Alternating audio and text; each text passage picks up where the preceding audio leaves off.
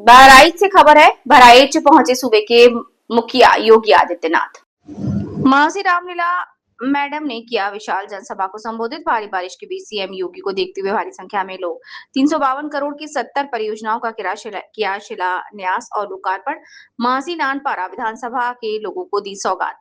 समीक्षा और सुशासन से चलती है सरकार, देश प्रदेश। सीएम योगी, हमने उत्तर प्रदेश को अगली अलग पहचान दी है। सीएम योगी, आज प्रदेश और जनपद के लोग निवेश कर रहे हैं। सीएम योगी, हमने बेटियों और व्यापारियों को सुरक्षा दी। सीएम योगी, बहराइच महासी विधानसभा स्थित रामलीला मैदान में हुआ कार्यक्रम। जनपद बहराइच की विधानसभा महसी एवं विधानसभा नानपारा की विकास परियोजनाओं के लोकार्पण और शिलान्यास के लिए आयोजित आज के इस कार्यक्रम में समारोह में उपस्थित प्रदेश सरकार में मंत्रिमंडल के मेरे सहयोगी प्रभारी मंत्री श्री दिनेश प्रताप सिंह जी, जिला पंचायत अध्यक्ष बहराइच श्रीमती मंजू सिंह जी, भगवान की, सियावर रामचंद्र भगवान की, पवन सुत हनुमान की, पवन सुत हनुमान की, वृंदावन बिहारी लाल की, वृंदावन बिहारी लाल की, भारत माता की, भारत माता की। नमः पार्वती पते हर हर।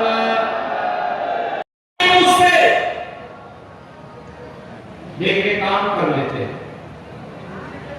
और भाई इसके समय देना होता है, समीक्षा करनी होती है। सुशासन के लिए बिना भेदभाव के तुष्टीकरण की नीति पर नहीं, बल्कि सरकार की दृढ़ इच्छा शक्ति के साथ आगे बढ़ने की तमन्ना के साथ हम कार्य करते हैं। एक लक्ष्य के साथ जो सरकार गठन होने के समय हमने कहा था कि अपराधियों के प्रति जीरो टॉलरेंस रहेगी, और जीरो टॉलरेंस आज भी है। हमने पहले भी कहा था कि बेटी और व्यापारी की सुरक्षा का सेल लगाया तो दो ही जगह होगी, या जेल होगा या जहन्नुम होगा, तीसरी कोई जगह नहीं होगी। और भाइयों, आज परिणाम हम सबके सामने है, और इसीलिए आज मैं आप सबसे कहने के लिए आया हूं, आपका एक निर्णय कैसे खुशहाली ला सकती है। बहराइच का उदाहरण, जो सर्वे मैंने आपको बताई, सर्वे हमारे नहीं है, किसी प्राइवेट एजेंसी के भी नहीं है, देश की जो सबसे बड़ी एजेंसी है नीति आयोग, उसके सर्वे हैं, और उस सर्वे में दिखता है कि बहराइच एक लंबी छलांग लगाने की तैयारी कर रहा है। ये लंबी तैयारी इसलिए कर रहा है क्योंकि आपने अच्छे जनप्रतिनिधि चुनकर के भेजे, अच्छे लोग चुनकर के भेजे हैं। इन लोगों की मेहनत, इनका प्रयास आप विकास के रूप में आप सबके सामने आता है, और विकास की परियोजनाएं जब आगे बढ़ती हैं तो परिणाम आता है, और उसी परिणाम को देने के लिए आज मैं आपके बीच आया हूं, आपसे कहने के लिए कि बहराइच के पास इन संभावनाओं को और मजबूती देने के लिए आप बहराइच को फिर से उसकी पहचान को आगे बढ़ाने के लिए याद करिए ना, कभी भारत की सत्ता का संचालन का केंद्र में क्षेत्र हुआ करता। याद करिए, भगवान राम के पुत्र नौ ने श्रावस्ती को अपनी राजधानी बसाई थी। याद करिए, महाराजा सुहेलदेव और महर्षि पालार ऋषि, इन दोनों की भूमि ये बहराइच है। ये बहराइच पिछड़ा कैसे हो सकता, ये पिछड़ा कैसे हो सकता था, ये बीमारू कैसे हो सकता था? बीमारू बहराइच नहीं था, बीमारू उस समय की सरकारों की मानसिकता थी, जिन्होंने अपने बीमारू मानसिकता के नाते आपको भी पीछे धकेल दिया था, आगे नहीं बढ़ने दिया था। लेकिन जैसे ही प्रधानमंत्री मोदी जी के नेतृत्व में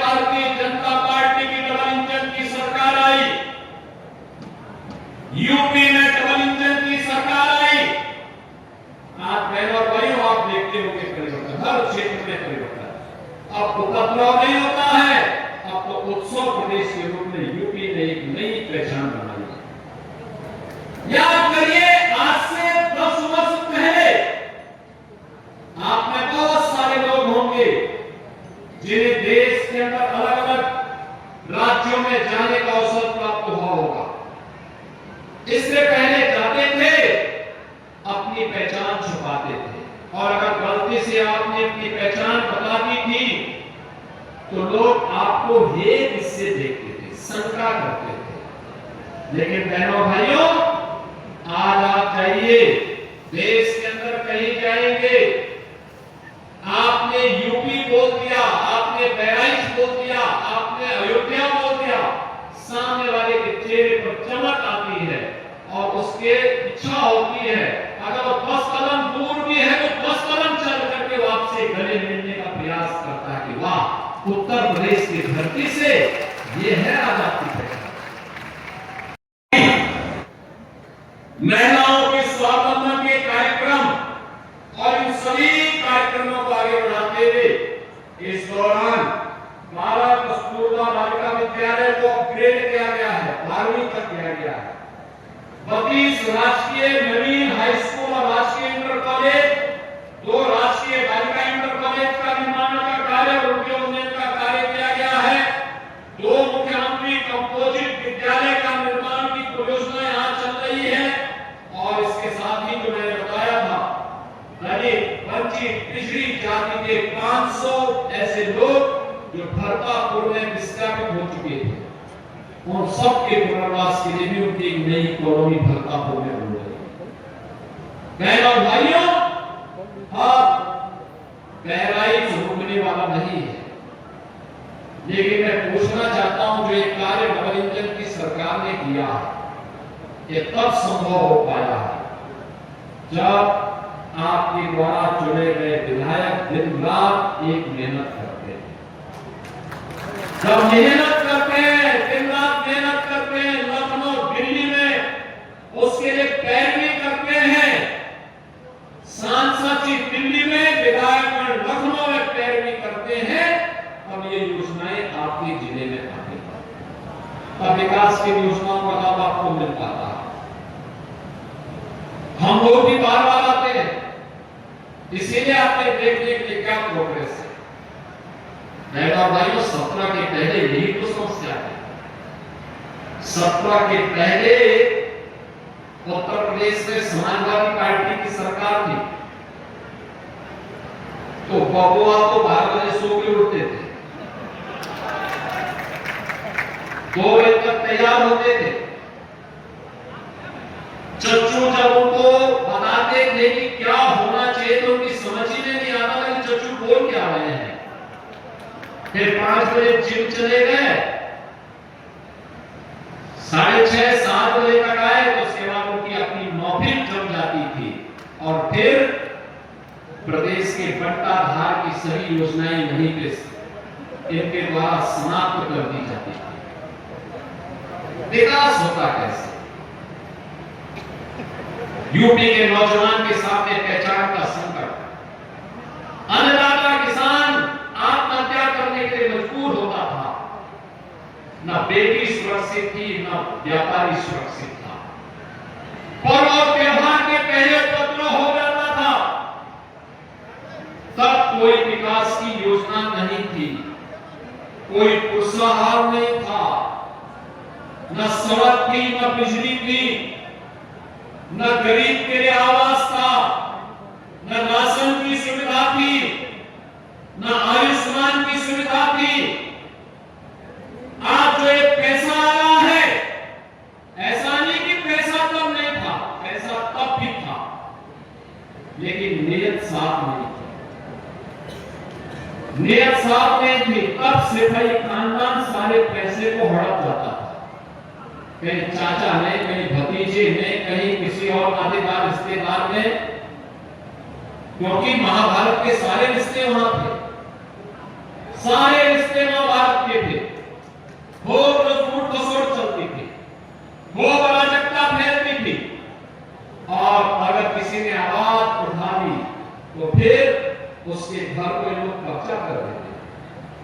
और आज मैं कह सकता हूं, आज योजना का लाभ मिल रहा है 16 करोड़ गरीबों को फ्री में राशन, 11 करोड़ गरीबों को आयुष्मान भारत का 5 लाख रुपए की स्वास्थ्य बीमा का कवर।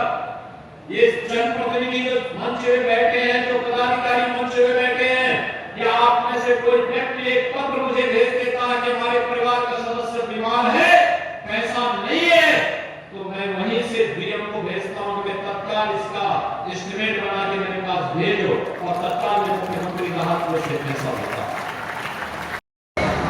जो कांग्रेस सफा नहीं कर सकती थी, क्योंकि इनको तो कब्रिस्तान की बाउंड्री बनाने और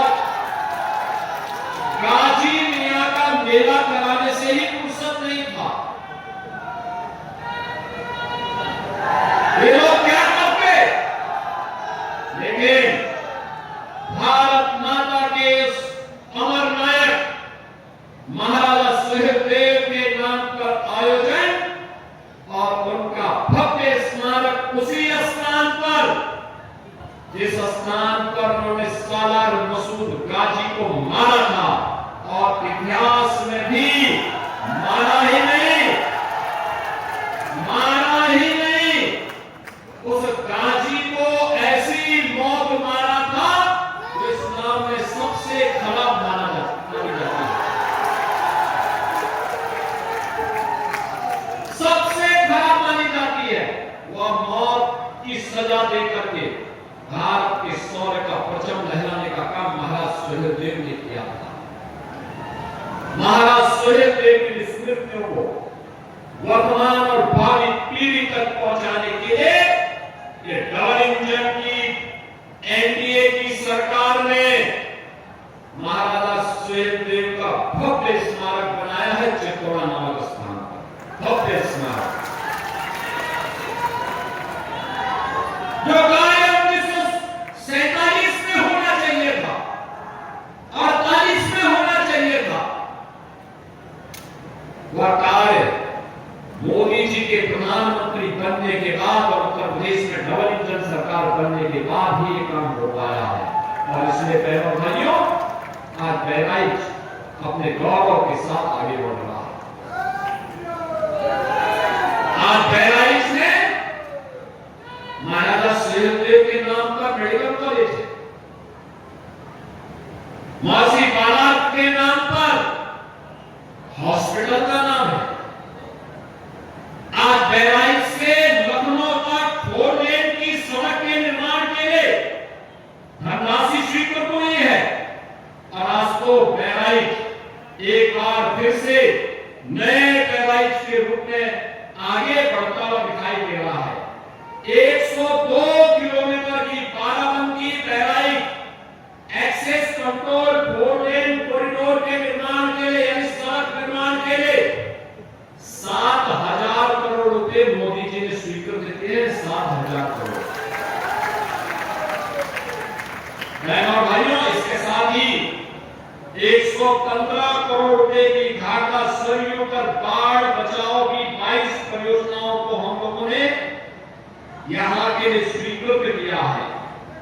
रुपए की सीमा पर एक बड़ा इंडस्ट्रियल लॉजिस्टिक कॉरिडोर को विकसित करने की योजना, यह भी वहां पर तैयार की गई है नेपाल बॉर्डर पर।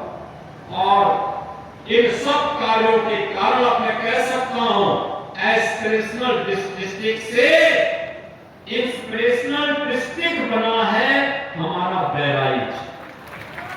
यानी बहराइच में अब पूरे देश के अंदर नए जो डाटा आते हैं, जिसमें बहराइच सबसे पीछे रहता था, अब देश के अंदर जब बुनियादी ढांचे में पूरे देश में एस्पिरेशनल डिस्ट्रिक्ट की रैंकिंग जारी होती है, अब देश के अंदर पहली रैंक स्थापित किया है बहराइच ने। कृषि में दूसरी रैंक आई है बहराइच की, और शिक्षा में बहराइच की आई है 4थी रैंक। ये है अब बहराइच की नई पहचान। बहनों और भाइयों, बहराइच की इस उपलब्धि के लिए नीति आयोग ने 21 करोड़ रुपए भी बहराइच जनपद को अलग से दिए हैं। आपको बहराइच से खैराबाद के बीच में रेलवे लाइन के निर्माण के लिए भी काम चल रहा है और गोरखपुर से शामली तक एक इकोनॉमिक कॉरिडोर बनने जा रहा है, जिसमें कि बहराइच से होकर के वो कॉरिडोर जाएगा। यानी ये जितना इंफ्रास्ट्रक्चर विकसित हो रहा है, आने वाले समय में बहराइच उद्योग और निवेश के एक नए केंद्र के रूप में विकसित होगा। और निवेश का मतलब नौजवानों के लिए रोजगार। सबसे पीछे की श्रेणी में तो देश के अंदर 600 जनपदों में से सबसे बीमार 100 जनपदों की सूची प्रधानमंत्री मोदी जी ने नीति आयोग के माध्यम से जारी करवाई थी। उनमें से बहराइच एक जनपद था। लेकिन बहनों और भाइयों, आज जब बहराइच की इस विकास यात्रा को हम देखते हैं, कोई सोचता था ये बहराइच का विमानोपन और उस भारतीय को चिंतित करता था। बहराइच के बच्चों के असमय बीमारी की चपेट में आना हर एक नागरिक के लिए चिंता का विषय था। और वह हर व्यक्ति जो 1000 वर्ष पहले महाराजा सुहेलदेव के शौर्य से परिचित रहा होगा, वह हर व्यक्ति जिसने महाराज बाला ऋषि के साधना और सिद्धि को देखा होगा, अनुभव किया होगा, वे हर व्यक्ति चिंतित हुआ करते थे। 1857 के प्रथम स्वतंत्र समर के अमरबंदानी महाराजा बलभद्र सिंह चौहारी के बलिदान को जिसको भी स्मरण होगा, वह हर व्यक्ति चिंतित होता था। चिंतित नहीं होते थे वे कांग्रेसी और समाजवादी नहीं होते थे, क्योंकि विकास इनके एजेंडे में कभी नहीं था। इनके लिए एक वंश का विकास, एक परिवार का विकास, इनका स्वयं का विकास हो, यही इनके एजेंडे का हिस्सा था। और यही कारण था इन्होंने बहराइच की ओर ध्यान नहीं दिया और बहराइच की तरह अन्य जनपदों पे ध्यान न देने के कारण धीरे धीरे करके उत्तर प्रदेश के सामने पहचान का संकट खड़ा हो गया।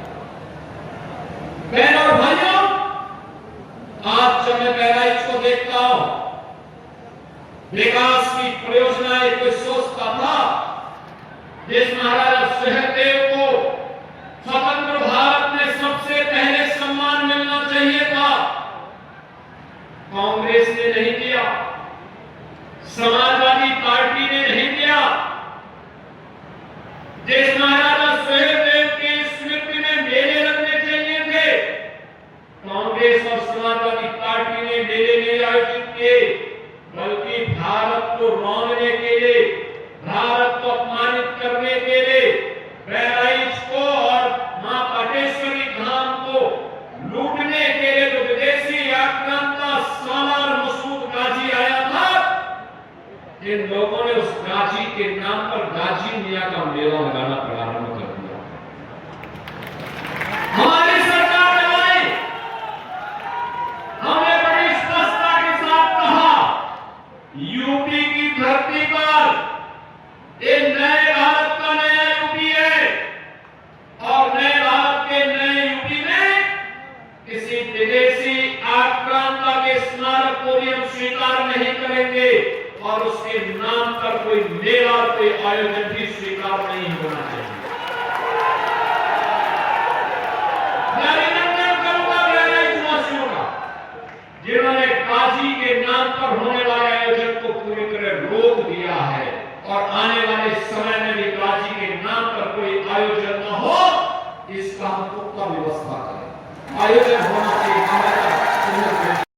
परिस्थितियों के बावजूद भारी संख्या में आज के इस लोकार्पण शिलान्यास कार्यक्रम के साक्षी बन रहे मासी, नानकारा और जनपद बहराइच के मेरे सभी उपस्थित बहनों और भाइयों,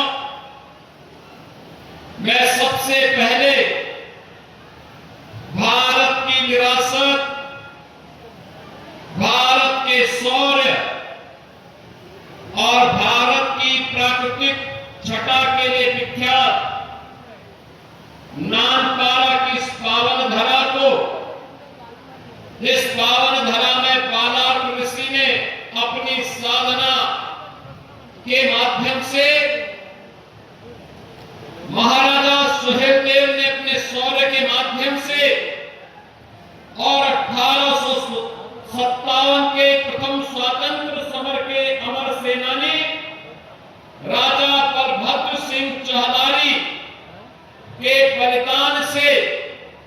इस पावन धरा को और भी ऊर्जावान और उर्वरा बनाया है।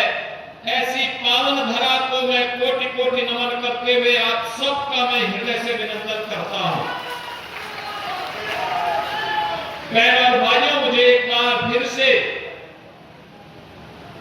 आज यहां पर बहराइच जनपद में आने का अवसर प्राप्त हुआ। पिछली बार पलहा विधानसभा क्षेत्र के भरतापुर में 500 लोगों को पुनर्वास की दृष्टि से हमें आने का अवसर प्राप्त हुआ था और आज मुझे एक बार फिर से इस पावन धारा में आने का अवसर प्राप्त हुआ है। बहन और भाइयों, जब मैं बहराइच को देखता हूं तो बहराइच मुझे विकसित भारत की उज्जवल तस्वीर अगर किसी जनपद में दिखाई देती है, उनमें से बहराइच भी एक महत्वपूर्ण जनपद है। बहराइच भी उसमें से एक महत्वपूर्ण जनपद है और इस जनपद में इसलिए मैं कह रहा हूं कि जनपद इसलिए हमारे लिए महत्वपूर्ण है क्योंकि यह जनपद कर्तनिया घाट की अनुपम प्राकृतिक धरोहर की दृष्टि से और साथ साथ यहां की उर्वरा भूमि उत्तर प्रदेश के अंदर सबसे अधिक नेचुरल फार्मिंग के यानी प्राकृतिक खेती के किसी एक जनपद के अन्नदाता किसानों ने कार्य किया है तो बहराइच उनमें से एक जनपद आता है।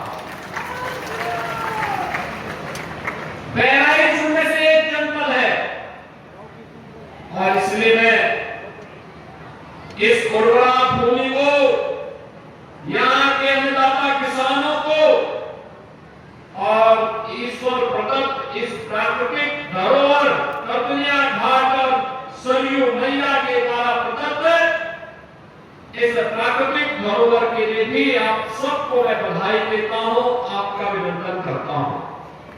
और बहनों भाइयों, इसीलिए आज 2 विधानसभाओं की 70 नई परियोजनाओं को लेकर के हम सब यहां पर उपस्थित हुए हैं। याद करिए, बहराइच जनपद आज से 9 वर्ष पहले ये एस्पिरेशनल जनपद था। एस्पिरेशनल जनपद का मतलब आकांक्षी बनकर के रह गया था,